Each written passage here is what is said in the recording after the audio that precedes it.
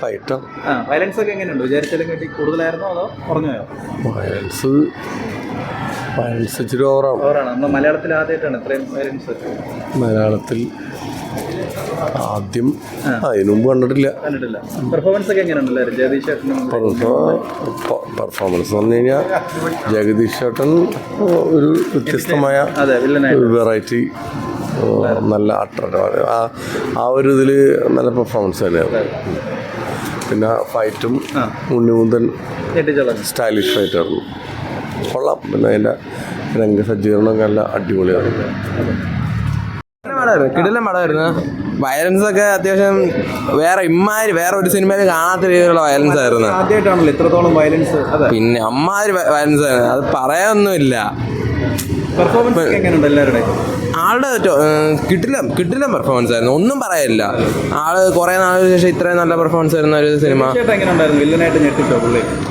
ആള് വേറെ ലെവലായിരുന്നു. ഭയങ്കര വില്ലൻസ് എല്ലാം ഏകദേശം ടോപ്പായിരുന്നു. അഫ്കോഴ്സ് അവരെല്ലാവരും ഏകദേശം ഈ സിനിമ ഫുള്ള് നല്ല അത്യാവശ്യം കിട്ടുന്ന ഒരു കണ്ടിരിക്കാൻ പറ്റുന്ന വയലൻസ് ഇല്ലായിരുന്നെങ്കിൽ ഫാമിലിയും കൂടെ. ഫാമിലി വരുന്നുണ്ട്, പക്ഷെ വയലൻസ് ഭയങ്കര. അത് 18+ വെക്കുന്നത്. വേറെ എന്ന് വെച്ചാൽ മലയാളത്തിൽ ഇതിനു മുമ്പ് കണ്ടിട്ടില്ലാത്തൊരു പ്രത്യേകതരം.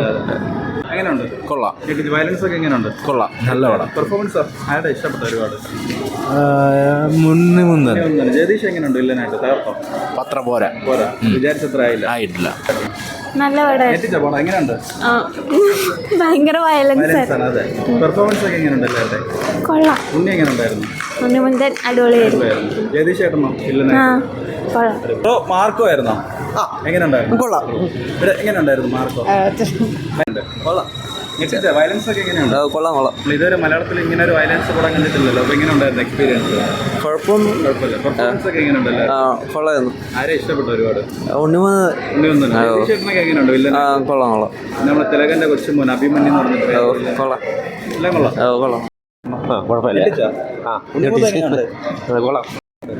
സൂപ്പർ പടം. സൂപ്പർ.